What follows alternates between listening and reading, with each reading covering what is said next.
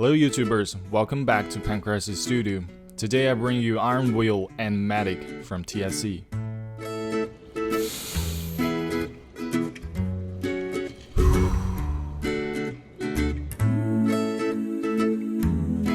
Basically, these are TFC's interpretation on G1 Ironhide and Ratchet, which are supposed to be fitting the masterpiece scale. The packages are different from previous TFC's products. They're kind of more mysterious. You cannot see the actual products before opening the package. Besides the standard bio card and the instruction booklet, you're gonna get 2 pieces of tiny paper for each toy, telling you to be cautious on the rear view mirrors. And you really should be. The robot mode is kind of blocky to say the least, and it's a solid figure apart from 2 tiny panels on the lower legs. They're just hanging there without a peg to lock them into position, which bugs me. And the head sculpt. Let's talk about the head sculpt, which I love. See the light piping? Just light go right through the blue eyes, and it's amazing. The overall style and the expression on the face just feels like Ironhide. You can tell that, and I like it. The shoulders are big blocks. They're typical TFC style, and they did a nice job in picking up characters actually. G1 Ironhide and Ratchet both have such a blocky profile. The torso section is a nice design. I just hope the panel with the bumper can be folding a little bit more. The lower legs look nice. They're not hollow, which is important. The side views. You can tell there's no wheel reviewed. A very nice touch from a design standpoint of view. I love that. You can see a profile like a curvature on the lower legs, indicating there is a wheel inside. Again, a very smart arrangement. From the back, the robot looks clean with almost zero backpack. The head sculpt of Ratchet is just as good as Ironhide's. It looks nice, it looks like Ratchet, and he's smiling. I guess a doctor's smiling face suggests everything is fine, while Ironhide is always prepared to do some serious damage. The big red cross on the shoulder indicates his profession, a medic. The transparent plastic on the chest reveals the inner structure. Actually, apart from the head sculpt and weapons, Ratchet looks quite similar to Ironhide. They have been so closely bonded ever since G1 series. Turning him around, you can see the light on the back, which is something Ironhide does not possess, and something helps to distinguish the vehicle mode even more. The articulation is pretty standard. The head is on a ball joint, looking in different directions, no problem. Rotations on the arm, you can feel almost every click. Also a little bit back and forth swivel, can be lifted up sideways. The forearms, apart from standard articulation, can be collapsed a little bit to cover the hollow portion on the elbow. I didn't show that in the video, but I can definitely do that. The hands are different. The left hand on Ironhide is more articulated with ball joints on each finger and thumb. As to the right hand of Ironhide, it's just the standard MP hand with 4 fingers folding together. Regarding the waist, it can rotate quite smoothly and also has a little bit back and forth motion.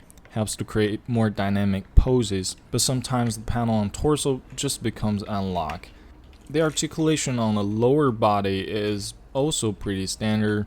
The side joints are quite strong, keeping the legs in different directions very securely, and also side kicks no problem.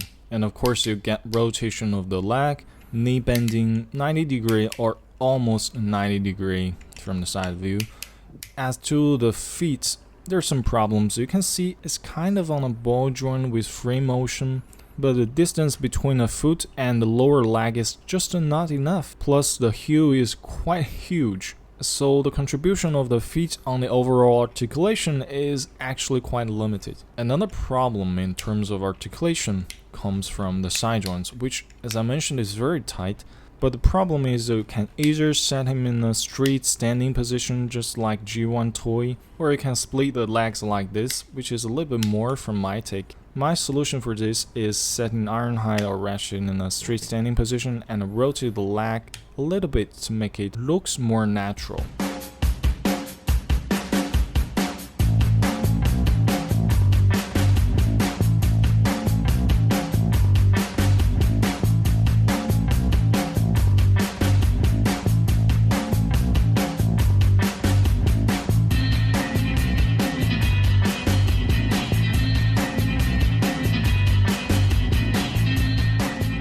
As mentioned, the two hands are different, and hands on these two figures can actually be swapped. Two shoulder panels here and there can be flipped over at a certain angle, serving as extra armor or missile launcher type of things. As to the backpack, there are different options to arrange it. Like if you keep it straight, it will provide more room for back and forth motion of the waist, but it's kind of floppy. So I'd like to angle it a bit to make it more solid. And there are gimmicks on the forearms, just like many other official Masterpiece toys. On the right forearm, there's a sensor type of things. On the left forearm, the panel is tricky to open, and my approach is to open the entire panel and then review the control board for laptop maybe. For the hands, both hands can be rotated and well stored into the forearms, but before doing that, you have to make a firm fist. It may take a bit effort, especially for the articulating hands since all the fingers are on ball joints. After the rotation, you can see a pack there which serves as a multifunction male connector, which can connect with a weapon of course, and also serving as a locking mechanism during transformation. The pistol has a relatively short grip, but still it can be firmly held. As to the big rifle, it definitely looks badass, but maybe Ironhide has such a big chest and his arms are not long enough, and we have to constantly pay attention and be cautious about a rear view mirror, which makes it really hard to have Ironhide holding the rifle by two hands in a natural way. Ratchet of course has a different set of weapons, or rather repairing tools. One can be attached on the forearms, which looks quite cool, and another white pistol can be firmly held in the hand. You can even shake the whole figure, and you can see the weapon can still be firmly held in spite of the short grip. Size-wise, it's big. It's supposed to be on a Masterpiece scale, so it's naturally bigger than a Voyager class Motormaster. Next to Masterpiece Blue Streak. It's Blue Streak, right? I think they look pretty nice together, but if you scrutinize, style differences will still be noticed. The transformation is quite involving, and it's not that complex to freak you out like some other toys. Actually, I always like TFC's design. I sometimes do not agree with their approach of painting, their selection of color, but I always dig their transformation design. These two guys are of no exception. All the joints and the hinges are tight, so it does take some effort to make the transformation happen, but the whole process is very enjoyable. So basically, they're that kind of toy that you can keep next to your laptop, so any idle period or after a tough brainstorm for a project, you can pick it up, transform it without putting too much effort into that, and then feeling inspired and relaxed, get back to work. So in brief, the transformation here is inspiring, but not a burden. It might sound crazy, but it's exactly what I feel. Talking back to the transformation, I haven't really begun talking about the transformation in detail, how different panels are moved and relative to each other and things like that. I think that's important, but more often than not, the footage itself is clear enough to show you all the process. What I would like to input here is my personal feeling and interpretation.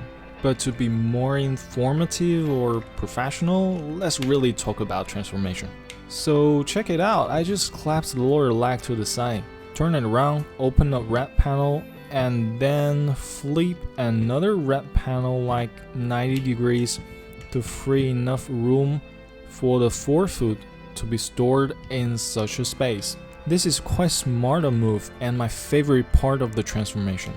And after connecting the two legs together, it's kind of hard actually, it's very tight. Then what you're gonna do is to lift up the rear portion while keeping it at a right angle in relative to the front parts, and of course close panels on both sides. Rotate the arm 180, you can see the panel on there, flip it over to cover the hollow portion, and then collapse it down a little bit. You can see now the two arms are on different level. Swing it down by 90 degree, and you can see down there is a pack and pack hole You connect them together. Actually, there are different packs and pack holes on different axes. You have to manage to lock them almost simultaneously. Again, takes some effort, but not much. And before connecting the central piece together with the arm, you better swing the other arms in and put it in the right position and just squeeze all the panels together. And the plastic on this toy seems durable and thick enough for such squeezing. Okay, after that, all the panels should be aligned with each other nicely. That means the transformation is complete. The vehicle mode looks really nice. It's a dead solid van or an ambulance. Putting them next to Masterpiece Wheeljack actually looks quite nice. They match even better compared to the robot mode. Although size-wise, it may be a little bit off, but to be honest, I can live with that. The painting jobs and the detailed panel lines are nicely arranged. Again, the rear view mirrors, there's no rotations or whatsoever on that, so just be cautious. The transparent window revealing the inner structure, which makes Ratchet less realistic from my point of view. Of course, the light and red cross is something Ironhide does not have. The bumpers are nicely chromed, and in general, I think there's more painting details on Ratchet than Ironhide. From the side view, you can tell there's still plenty of panel lines. Rubber tires, I like that, which makes both vehicles roll smoothly and quietly. On the back, you have space for the license plate, and the rear bumpers are also well chromed. The robot parts are so well hidden, even from the bottom, you can hardly tell it can transform into a robot. Okay, I guess you can hear the background, it's a real ambulance. What a coincidence. Oh, by the way, what I did not show here is the little pistol for Ironhide can actually be hidden inside of the van, just between the robot arms. Combiners are nice, but it kind of becomes overwhelming during the past years. Having some standalone figures representing the core members in G1 cartoon would be great. So I'm happy to see more and more third-party companies have been involved into the design of masterpiece scale toys. And it is always fascinating to see how the same character can be interpreted in different manners. So far, the official MP toys seem more G1 accurate, while the third-party MP equivalents have more Studio Ox style. I cannot wait comparing TSE Ironwill with Scar Tommy Ironhide.